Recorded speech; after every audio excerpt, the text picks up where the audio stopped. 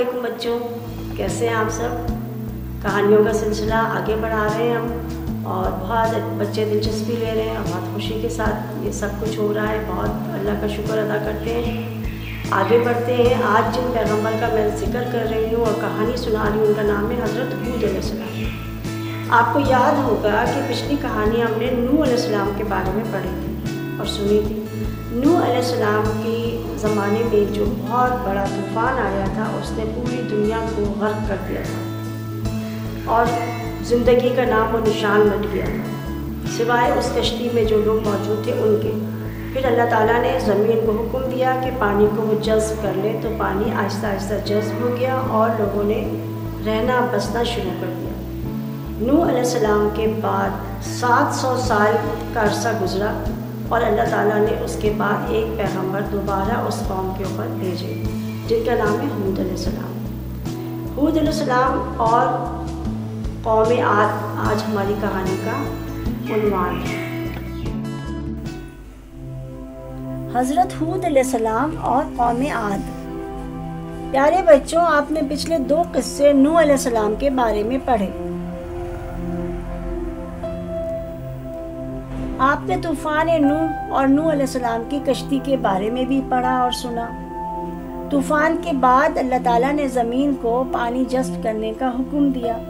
लोग कश्ती से नीचे उतर आए और आहिस्ता आहिस्ता ज़मीन पर दोबारा आबादी और रौनक शुरू हो गई।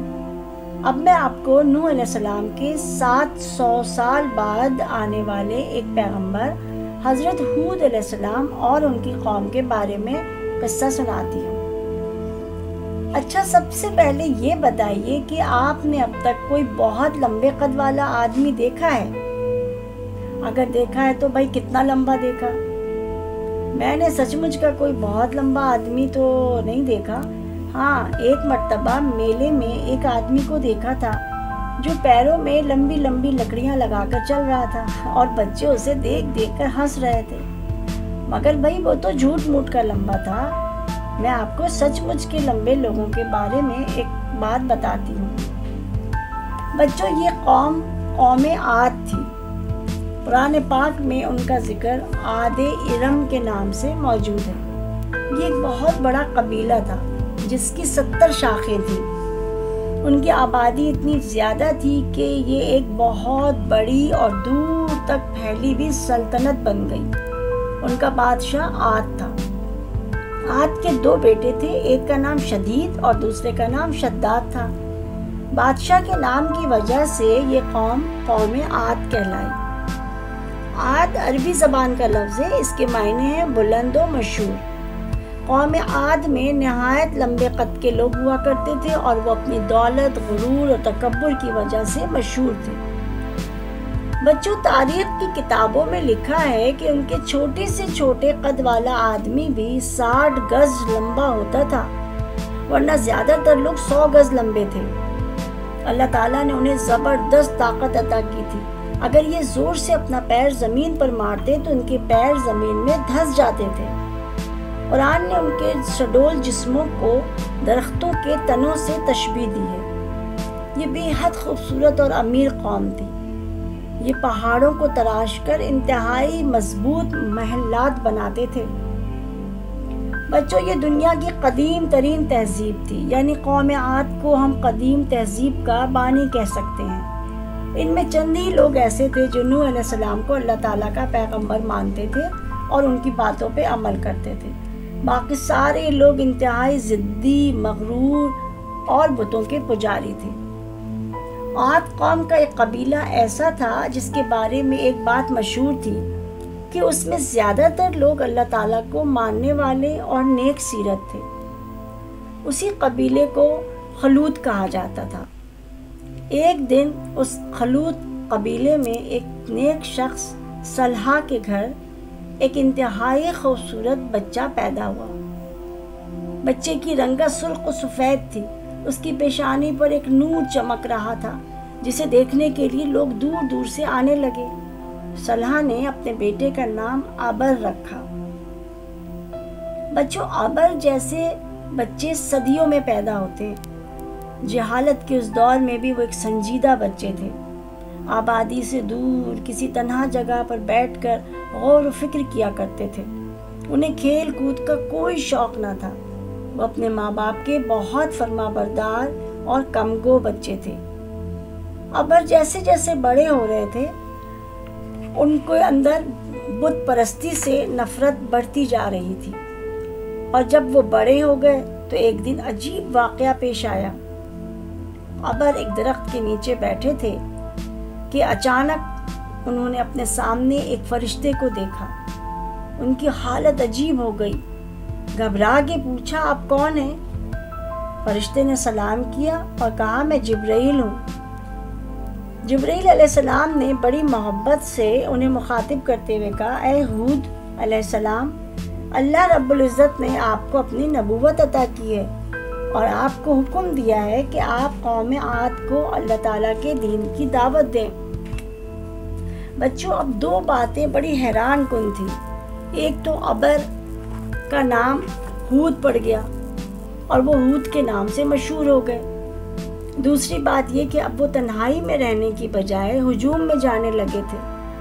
وہ لوگوں کو اللہ تعالیٰ کے دین کی دعوت دیتے تھے، مگر لوگ پھر بھی ٹس سے مس نہ ہوتے، بلکہ وہ الٹا ہود علیہ السلام کو سمجھاتے اور کہتے کہ تم شداد کی نافرمانی چھوڑ دو۔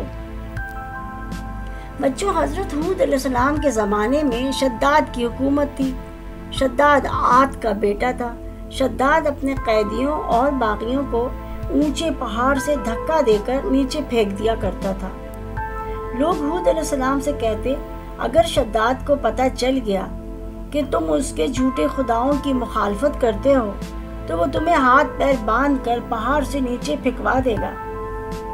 بچوں، اللہ تعالیٰ کے پیغمبر اللہ تعالیٰ کے سوا کسی سے نہیں ڈرتے۔ ہود علیہ السلام بھی نہیں ڈرے، بلکہ ان کی تبلیغ میں اضافہ ہوتا چلا گیا۔ آپ علیہ السلام جتنا سمجھاتے وہ مغرور لوگ اتنا آپ کا مذاق اڑاتے۔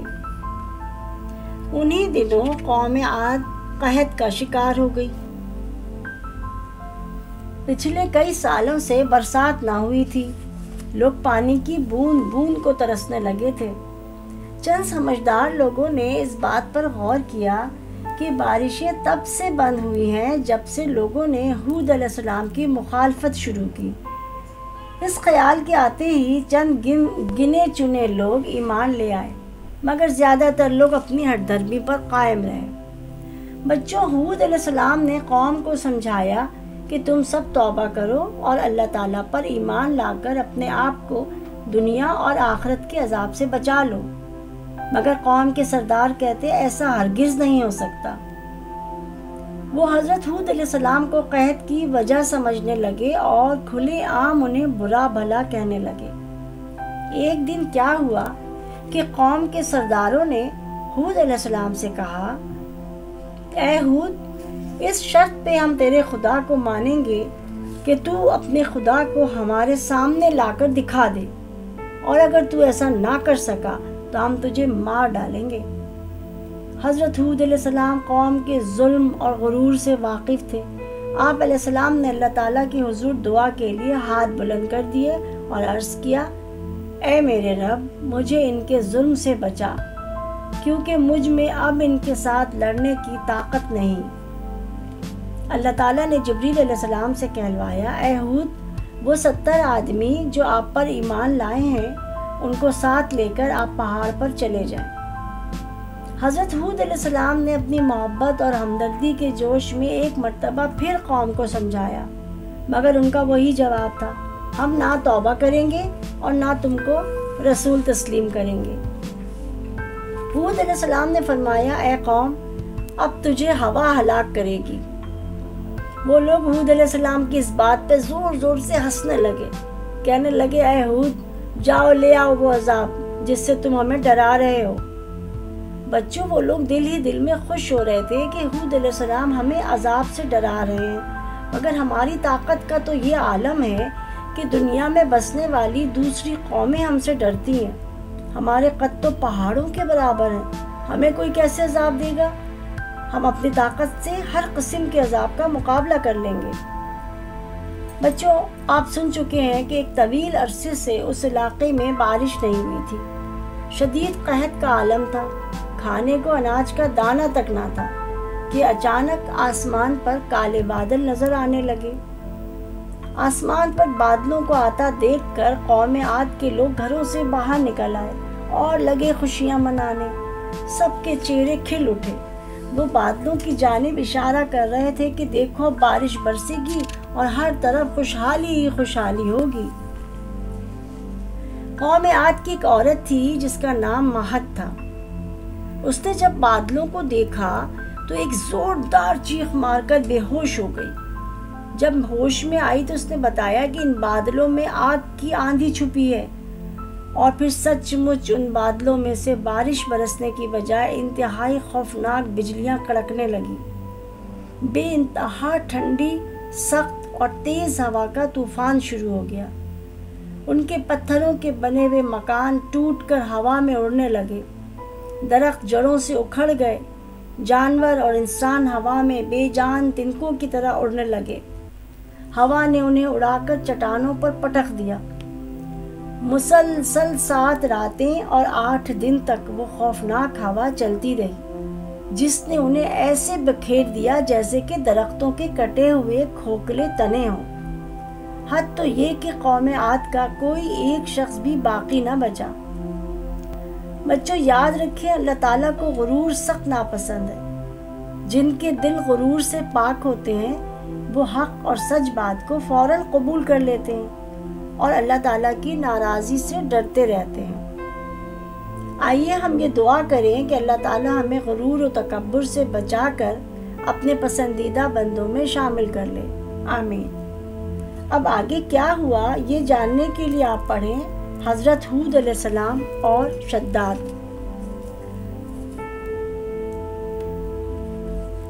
بچوں اب آپ مشکل الفاظ کے معنی نوٹ کر لیں۔ سڈول، خوبصورت جسامت، قدیم، پرانا، تہذیب، رہن سہن کے طور طریقے، بانی، کسی نئی بات کو شروع کرنے والا، نیا ملک بنانے والا، نیک سیرت، اچھی عادت والا، کم گو، بہت کم بات چیت کرنے والا، خاموشی پسند۔